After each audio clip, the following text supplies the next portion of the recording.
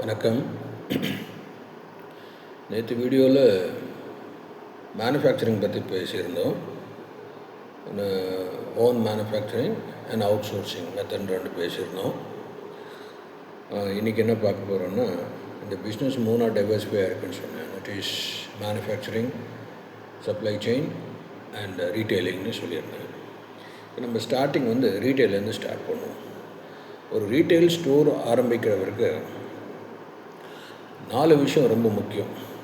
Consumer உங்கள் கடைக்கு வரணும், விசிட் பண்ணணும் உங்கள் ஷாப்புக்கு. ஃபஸ்ட்டு அதான் ரொம்ப முக்கியம். அப்போ அதுக்கு லொக்கேஷன் ரொம்ப முக்கியம். உங்களுக்கு நீங்கள் எங்கே கடை வைக்க போகிறீங்க, first 50% of success decides by the location for retail business.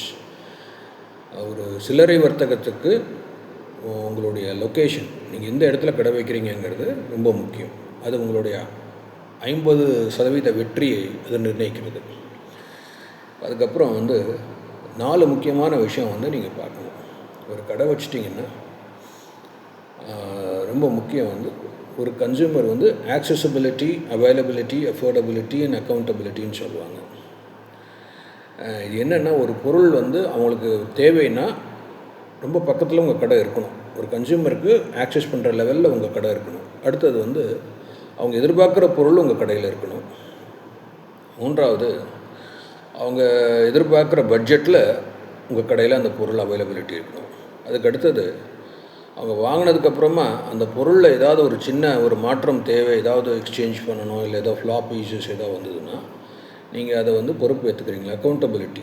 Retailer should take the accountability. That is most important. Every customer expects that any kind of product, whether it is a gold, your electronic products, your garments, your grocery, any product, customer always expects the accountability from the retailer. Retailer ultimately accountability எடுத்துக்க போகிறாருன்னா அதை pass on பண்ண போகிறாரு. அதை நம்ம பார்ப்போம். Supply செயினில் அது போகும், சப்ளை செயின்லேருந்து மேனுஃபேக்சருக்கு போகும். அட் லாஸ்ட் ரீட்டைலருக்கு எந்த பெரிய லாஸ் இருக்காது. ஸோ இது ரொம்ப முக்கியம். இன்னும் அதை விட ரொம்ப முக்கியமான விஷயம், லொக்கேஷன் நீங்கள் டிசைட் பண்ணிட்டீங்கன்னா உங்களோட infrastructure, that is most important. Infrastructure develop பண்ணணும். அதுக்கப்புறமா தேவையான ஸ்டாக்ஸ் வைக்கணும், இன்வென்ட்ரி. தென் தேவையான அளவுக்கு ஸ்டாஃப்ஸ் போடணும், ட்ரெயின்டு ஸ்டாஃப்ஸ்.